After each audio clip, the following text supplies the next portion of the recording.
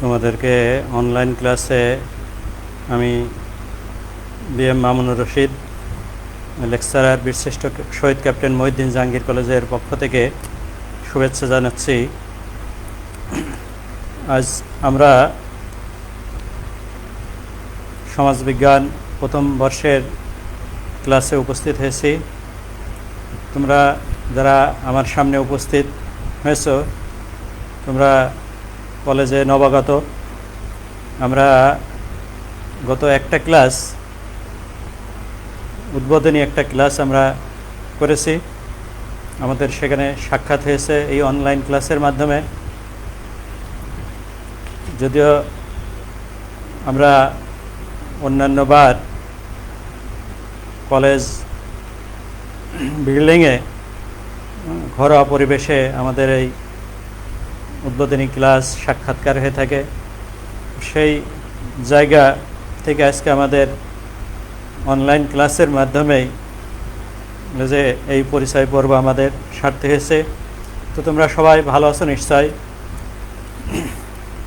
আমরা অনলাইন ক্লাসে তোমাদের যে ফলো আপ দেখতেছি, সেখানে সন্তোষজনক স্টুডেন্টের উপস্থিতি দেখতে পাচ্ছি না।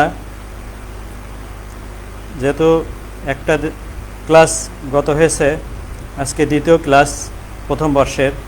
তো আশা করব তোমরা নিজেরা যারা এখন অনলাইন ক্লাসে যুক্ত হচ্ছে আমার সাথে সাথে যারা যুক্ত হতে পারে না এখনও পর্যন্ত, তো তোমরা ওই সকল স্টুডেন্টদেরকে যাদের সাথে যাদের যোগাযোগ আছে, তারা তাদেরকে অনলাইন ক্লাসে উপস্থিত হওয়ার জন্য বলবে। আমি দেখছি কিছু স্টুডেন্ট যারা অনলাইন ক্লাসে উপস্থিত হচ্ছে, তাদের একটা পরিসংখ্যান দেখেছি। হ্যাঁ, তো তাদের একটা নামগুলো আমি দেখেছি। সেখানে কিছু ছদ্মবেশে কিছু নামও দিয়ে অনেকে আইডি খুলে দেখতেছে। তো সেগুলো দেখে ভালো লাগছে, নতুন নতুন নাম। যাই হোক, তোমরা সবাই যুক্ত হবে এটাই প্রত্যাশা করছি। আমি সমাজবিজ্ঞান যারা নিয়েছ, তাদের এরকম 10-12 জনের নাম আজকে আমি বলবো। তোমরা জানি না তোমরা আমার সামনে উপস্থিত আছো কিনা। Roll 2 Farzana, roll 4 Omar Faruk, roll 5 Sadia, roll 6 Mahmuda, roll 7, এখানে সরি একটু ভুল হয়েছে, রোল 5 হবে সোনিয়া, আর রোল 7 হবে সাদিয়া, রোল 8 শরীফা, এভাবে রোল 10 রফিক, রোল 14 আছে 17 সাদিয়া, 21 তোমা, 22 জান্নাতুল, 24 সিমাতি মরমু, 25 হালিমা, 27 শারমিন, 28 জিয়াউল, 29 মিনহাজুল, 30 ফারজানা। তো আজ এই পর্যন্ত এই নামগুলো আমি বললাম। পর্যায়ক্রমে রোল এবং নাম আমি কিছু কিছু করে বলবো। তো আমি প্রত্যাশা করব যারা সমাজবিজ্ঞান নিয়েছো তারা অবশ্যই অনলাইন ক্লাসে যুক্ত হবে। তো আমরা ক্লাসের মূল বিষয়ের দিকে আমরা অগ্রসর হই। আমাদেরকে ক্লাসে, অনলাইন ক্লাসে কিছু সময়ের জন্য মাদকাসক্তির উপরে লেকচার দেওয়ার জন্য বলা হয়েছে উপর থেকে। কলেজে সিটি আসছে এ ব্যাপারে। তো আমরা এ ব্যাপারে কিছু কথা বলবো। মাদকাসক্তি মূলত কী? এই মাদকাসক্তি সম্পর্কে আলোচনা যাওয়ার আগে মাদক সম্পর্কে আমাদের জানা দরকার। মাদক কি? মাদক হলো এমন বস্তু যা গ্রহণ করলে মানুষ স্বাভাবিক থাকতে পারে না, শারীরিক এবং মানসিকভাবে মানুষ স্বাভাবিক অবস্থায় থাকতে পারে না। স্বাভাবিক অবস্থাকে বিঘ্ন ঘটায় এমন বস্তু যেটা মানুষ গ্রহণ করে থাকলে স্বাভাবিক অবস্থা বিরাজ করে না, তার ভিতরে স্বাভাবিক অবস্থা বিদ্যমান থাকে না, সেই বস্তুই মাদক হিসেবে চিহ্নিত।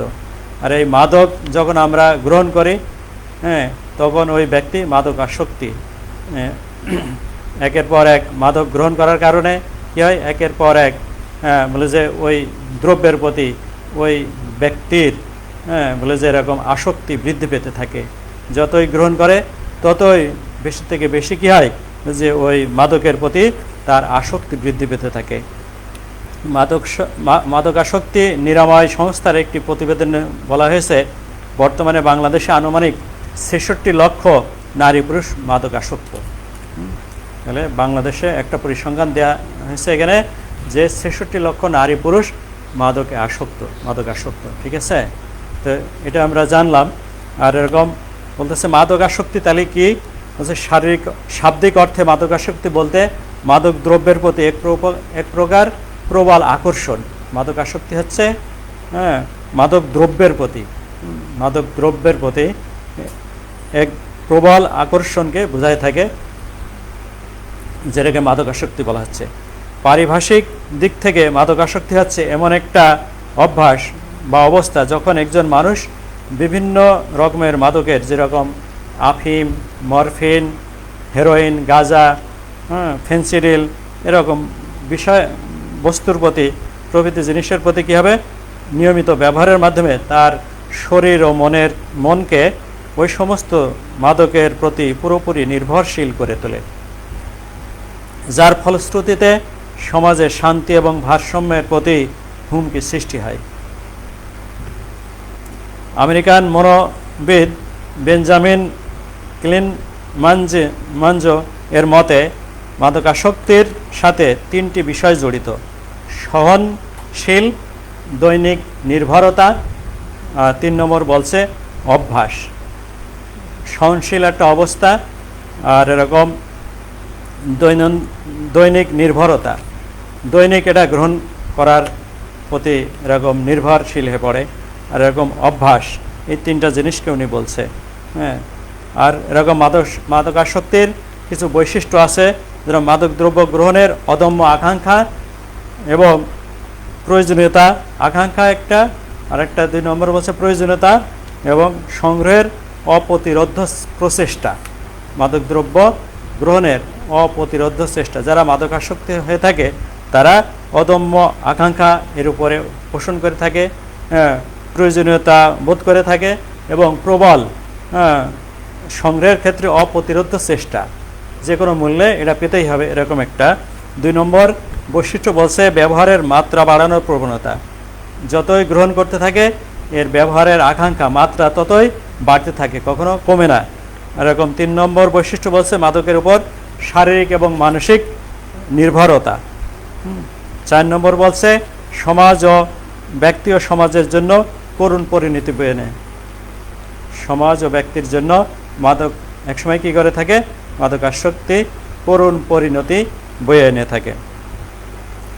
তো এইগুলো বৈশিষ্ট্য এবং সংজ্ঞা থেকে আমরা যেটা জানলাম, একজন ব্যক্তির যেরকম ক্ষতির কারণ হয়ে থাকে মাদকাসক্তি, তদ্রূপ সমাজ রাষ্ট্রেরও জন্য এটা ক্ষতিকর হয়ে থাকে।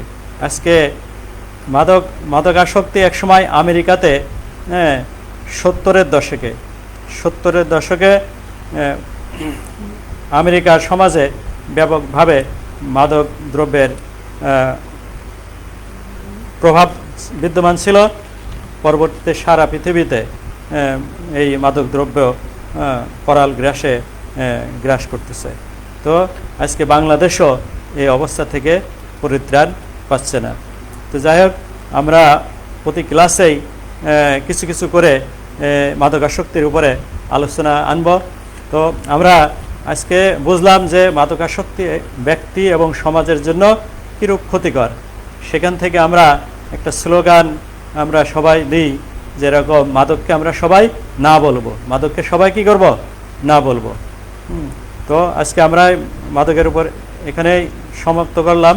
আমরা মূল ক্লাসের দিকে আজকে যাচ্ছি। আমরা আজকে সমাজবিজ্ঞানের প্রথম আলোচনার ক্ষেত্রে গত ক্লাসে যেহেতু আমাদের পরিস্থিতির উপরেই শুভেচ্ছা বিনিময়ের ভিতর দিয়ে আমরা পার করেছিলাম এবং আমাদের সিলেবাস নিয়ে কিছু আলোচনা করেছিলাম, তোমরা দেখেছো সেদিন। তো আজকে আমরা প্রথম আলোচনা যেটা করব সেটা হচ্ছে সমাজবিজ্ঞানের ধারণা এবং প্রকৃতি এর উপরে আলোচনা করব। তো সমাজবিজ্ঞানের উপরে ধারণা এবং প্রকৃতি থেকে আমরা কি শিক্ষণফল পাবো? এর থেকে আমরা সমাজবিজ্ঞানের সংজ্ঞা সম্পর্কে জানতে পারবো, আর কি জানতে পারবো, আর এরকম সমাজবিজ্ঞানের প্রকৃতি সম্পর্কে ধারণা লাভ করতে পারবো। তো তোমরা সবাই মনোযোগ সহকারে ক্লাসে উপস্থিত থাকো। আমরা 1839 সালে অগাস্ট কোত, ফরাসি সমাজবিজ্ঞানী অগাস্ট কোত বলে যে এরকম প্রথম এই সমাজবিজ্ঞান সম্পর্কে লেখনী শুরু করে। তো ওনার এই লেখার ভিতরে উনি প্রথম সোসিওলজি, সমাজবিজ্ঞানের ইংরেজি নাম হচ্ছে সোসিওলজি। তো এই সোসিওলজি শব্দটা উনি প্রথম আবিষ্কার করেননি। উনি প্রথম যখন সমাজবিজ্ঞান সম্পর্কে লেখা শুরু করেন তখন এটার নামকরণ উনি তার পজিটিভ ফিলোসফি নামক গ্রন্থে সোশিওলজি নামকরণ করছে। প্রথম যে নামকরণ করেছিল সেটা হচ্ছে সোশ্যাল ফিজিক্স। উনি অগাস্ট কোত সমাজবিজ্ঞান সম্পর্কে প্রথম যে নামকরণ করেছিলেন সেটাকে উনি সোশ্যাল ফিজিক্স নামকরণ করেন। কিন্তু পরবর্তীতে উনি দেখলেন একজন বেলিজীয় পরিসংখ্যানবিদ ও জ্যোতির্বিজ্ঞানী এই সোশ্যাল ফিজিক্স,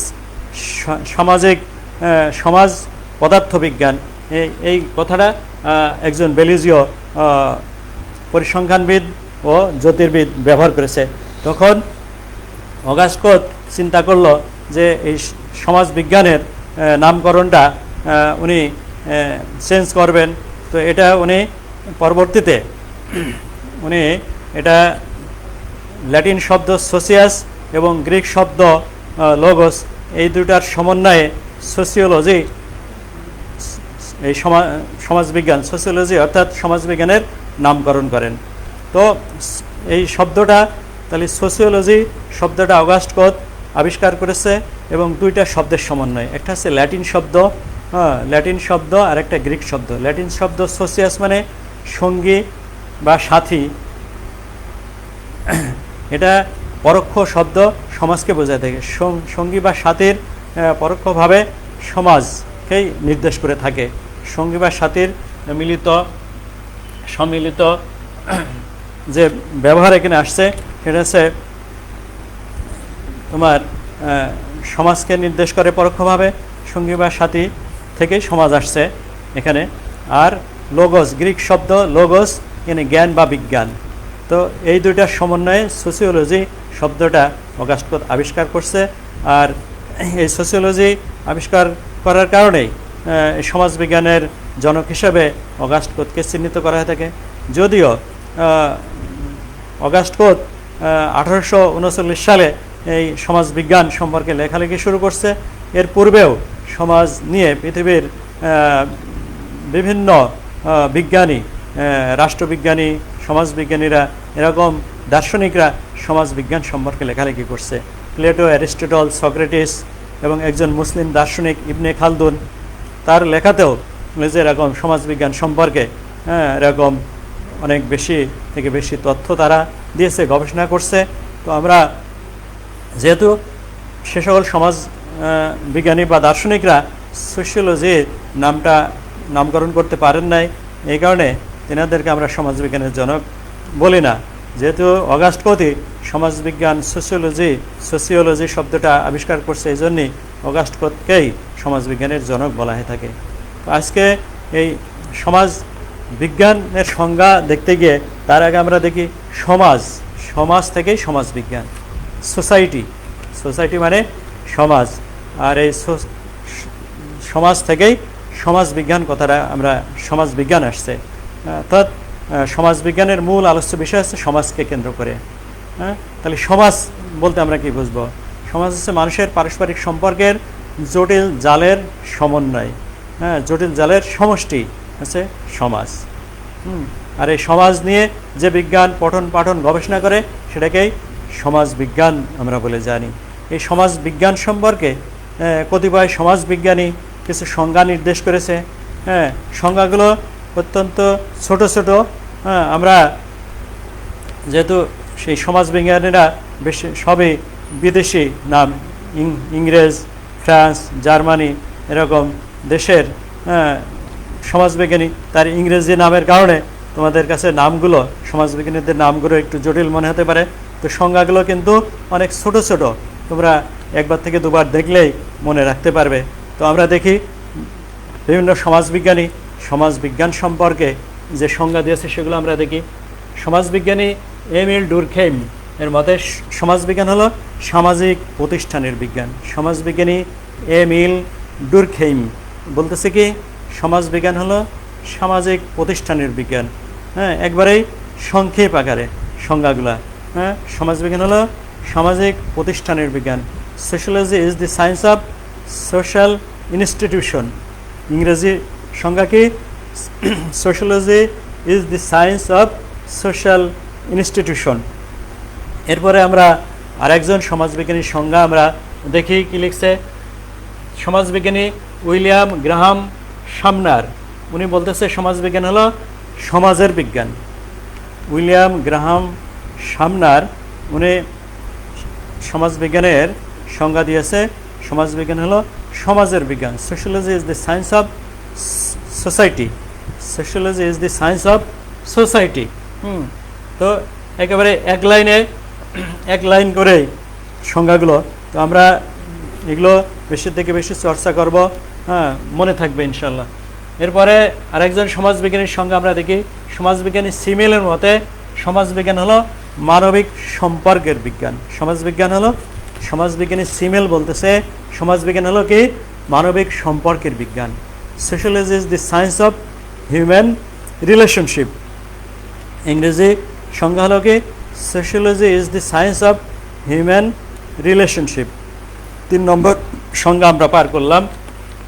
4 নম্বর সংজ্ঞা বলছে ম্যাক্স ওয়েবারের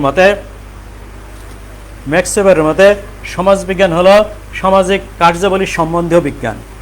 ম্যাক্স ওয়েবারের মতে সমাজবিজ্ঞান হলো সামাজিক কার্যাবলী সম্বন্ধীয় বিজ্ঞান।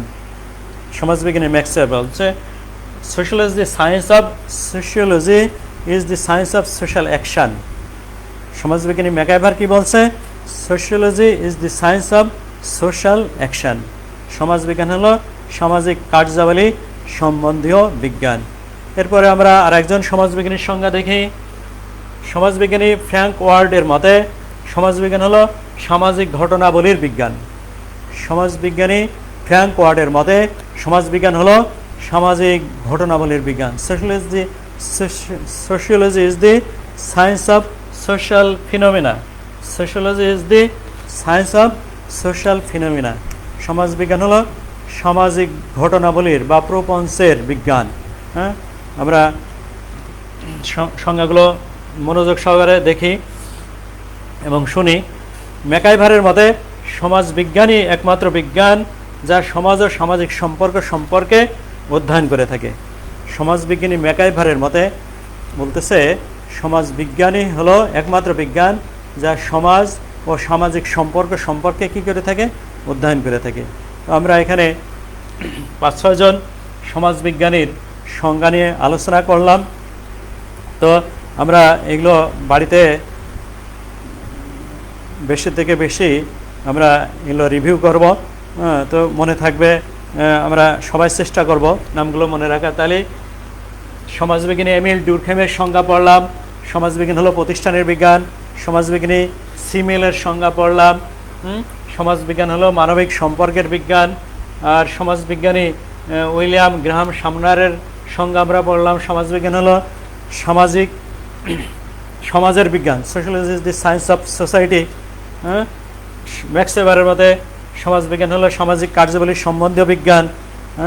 তারপরে আমরা পড়লাম ফ্র্যাঙ্ক ওয়ার্ডের মতে সমাজবিজ্ঞান হলো সামাজিক ঘটনাবলী বা প্রপঞ্চের বিজ্ঞান। আর ম্যাকাইভারের মতে সমাজবিজ্ঞানই একমাত্র বিজ্ঞান যা সমাজ ও সামাজিক সম্পর্ক অধ্যয়ন করে থাকে। তাহলে আমরা সমাজবিজ্ঞানের সংজ্ঞাগুলো জানলাম। এরপরে আমরা অতি সংক্ষেপে সমাজবিজ্ঞানের প্রকৃতি নিয়ে একটু আলোচনা করি। সমাজবিজ্ঞানের প্রকৃতি কি? সমাজ গতিশীল সমাজ, একটা গতিশীল অবস্থা। পৃথিবীর সৃষ্টির পর থেকেই মানুষ যখন সভ্যতার দিকে ধাবিত হয়েছে তখনই মানুষ এই সমাজ নিয়ে চিন্তাভাবনা করতে শিখছে। হ্যাঁ, কিছু মানুষ সবসময় এই সমাজ নিয়ে কী করছে, গবেষণা করছে, লেখালেখি করছে। হ্যাঁ, তো আজ সভ্যতা, মানুষ যত বেশি জনসংখ্যা বাড়ছে, সমাজ যত বড় হচ্ছে, জটিল, ততই সমাজটা জটিল থেকে জটিলতর হচ্ছে। আর এই সমাজের প্রকৃতিও সমাজের অন্যান্য অবস্থার পরিবর্তনের সাথে সাথে সমাজের প্রকৃতিরও চেঞ্জ বা পরিবর্তন সংঘটিত হচ্ছে। আমেরিকান সমাজবিজ্ঞানী বাস্টেডের মতে সমাজবিজ্ঞানের প্রকৃতি সম্পর্কে কিছু প্রস্তাবনা, বাস্টেড আমেরিকান সমাজবিজ্ঞানী, বিশিষ্ট সমাজবিজ্ঞানী বাস্টেড এই সমাজবিজ্ঞানের প্রকৃতি সম্পর্কে কিছু প্রস্তাবনা উনি তুলে ধরছে, সেগুলো আমরা জানার চেষ্টা করি। উনি বলতেছে সমাজবিজ্ঞানী সামাজিক বিজ্ঞান, প্রাকৃতিক বিজ্ঞান নয়। সমাজবিজ্ঞান কি হলো? সামাজিক বিজ্ঞান, প্রাকৃতিক বিজ্ঞান নয়। তাহলে এখানে একটা কথা আসছে সামাজিক বিজ্ঞান। আমরা এখানে একটা জিনিস বোঝার চেষ্টা করি যে সামাজিক বিজ্ঞান সোশ্যাল সায়েন্স, সামাজিক বিজ্ঞান হলো সোশ্যাল সায়েন্স, আর সমাজবিজ্ঞান হলো সোসাইটি। হ্যাঁ, অনেক বড় মানুষদের আমি দেখছি সমাজবিজ্ঞানকে সোশ্যাল সায়েন্স বলে আখ্যায়িত করতে। আসলে সমাজবিজ্ঞান হলো সোসাইটি আর সামাজিক বিজ্ঞান হলো সোশ্যাল সায়েন্স। সামাজিক বিজ্ঞানের একটা শাখা আছে সমাজবিজ্ঞান, সামাজিক বিজ্ঞানের একটা শাখা মাত্র কি সমাজবিজ্ঞান। এর সাথে সাথে সামাজিক বিজ্ঞানের আরও যে শাখা আছে সেগুলো আছে অর্থনীতি, রাষ্ট্রবিজ্ঞান, সমাজ কল্যাণ, নৃবিজ্ঞান। এগুলো হচ্ছে তোমার সামাজিক বিজ্ঞানের সোশ্যাল সায়েন্সের শাখা। অর্থনীতি, পৌরনীতি, হ্যাঁ, বা রাষ্ট্রবিজ্ঞান যদি আমরা বলি, সমাজ কল্যাণ, নৃবিজ্ঞান, অ্যানথ্রোপোলজি, এগুলোর পাশাপাশি সমাজবিজ্ঞানও সামাজিক বিজ্ঞানের একটা শাখা হিসেবে চিহ্নিত হয়ে থাকে। তো এই সামাজিক বিজ্ঞানের বলতেছে কি সমাজবিজ্ঞান সামাজিক বিজ্ঞান, একটা প্রাকৃতিক বিজ্ঞান নয়। প্রাকৃতিক বিজ্ঞান হিসেবে এখানে কাজ করে থাকে রসায়ন, পদার্থবিদ্যা, এগুলো প্রাকৃতিক বিজ্ঞানের বিভিন্ন বিষয় নিয়ে তারা কাজ করে থাকে।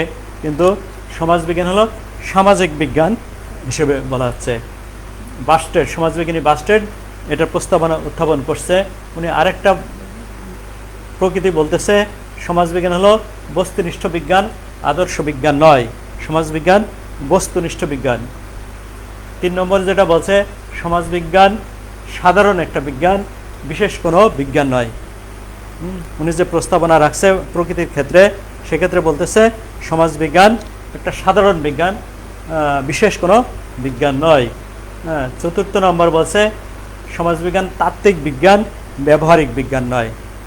অন্যান্য বিজ্ঞান, প্রকৌশল বিজ্ঞান, কম্পিউটার সায়েন্স, এগুলোতে যেরকম ব্যবহারিক বিষয় আছে, তো সমাজবিজ্ঞান এরকম ব্যবহারিক বিষয় নয়। এটা তত্ত্বগত দিক থেকে এর ব্যাখ্যা বিশ্লেষণ হয়ে থাকে।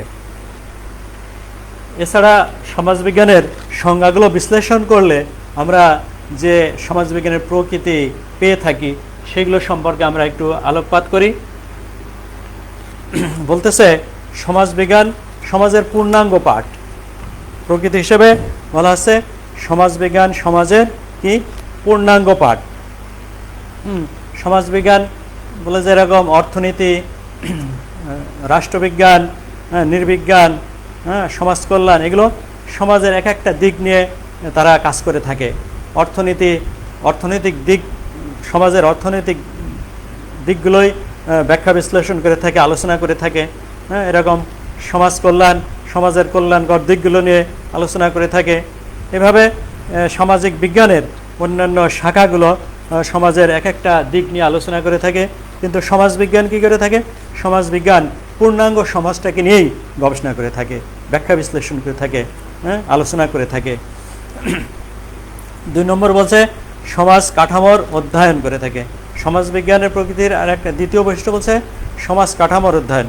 সমাজ কাঠামো মূলত সমাজের গড়ন প্রকৃতি নিয়ে বলে যেরকম আলোচনা করে থাকে, কি নিয়ে সমাজ আলোচনা করে, কিভাবে সমাজ একটা কাঠামোগত রূপে রূপ নেই বা গড়ে ওঠে ইত্যাদি বিষয়গুলো বলে যে এর সাথে সাথে ব্যক্তির কী সম্পর্ক, ব্যক্তির সাথে গোষ্ঠীর কী সম্পর্ক, ব্যক্তির সাথে বৃহত্তর সমাজের কী সম্পর্ক ইত্যাদি বিষয়গুলো মূলত এই সমাজবিজ্ঞানের আলোচ্য বিষয়।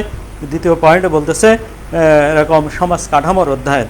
এখানে বলতেছে এরকম সমাজ কাঠামো মূলত ব্যক্তির সাথে ব্যক্তির যে পারস্পরিক সম্পর্কের রূপ, আর এই সম্পর্কটা বিভিন্ন সামাজিক কাঠামোর মাধ্যমে প্রকাশ পায়, বিভিন্ন প্রতিষ্ঠানের মাধ্যমে।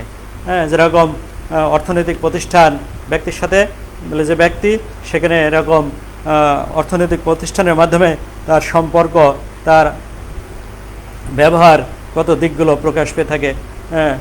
অর্থনৈতিক প্রতিষ্ঠান, রাজনৈতিক প্রতিষ্ঠান, ধর্মীয় প্রতিষ্ঠান ইত্যাদি বিষয়গুলো প্রতিটা ক্ষেত্রেই ব্যক্তির পারস্পরিক সম্পর্ক এখানে বিরাজমান থাকে।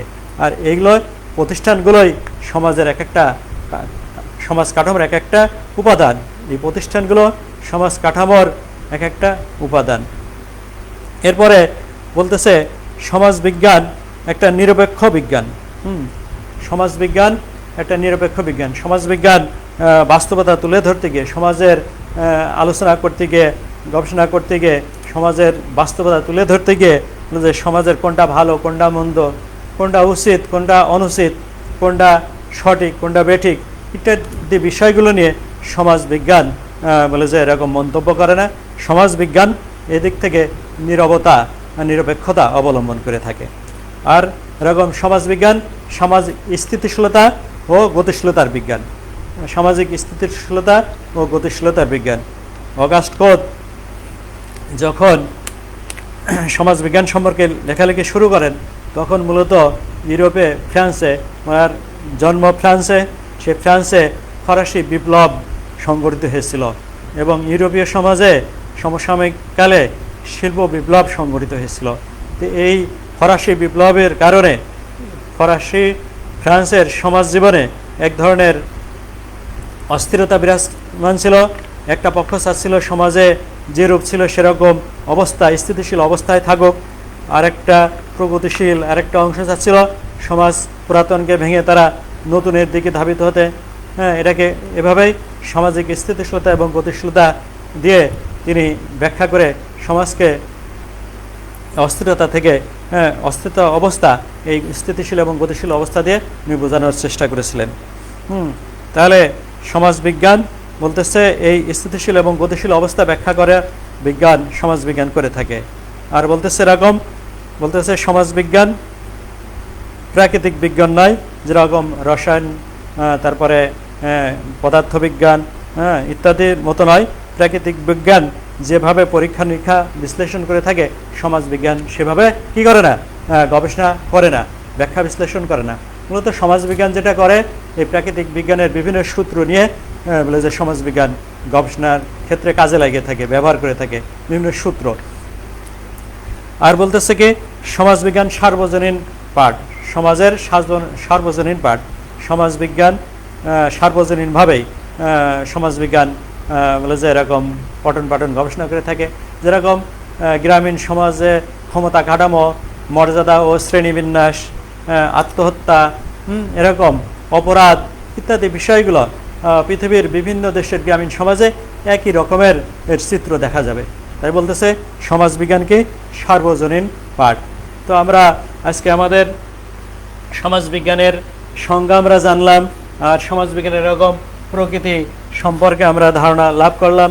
তো এ পর্যন্ত আমাদের ক্লাস আজকে সমাপ্ত ঘোষণা করছি।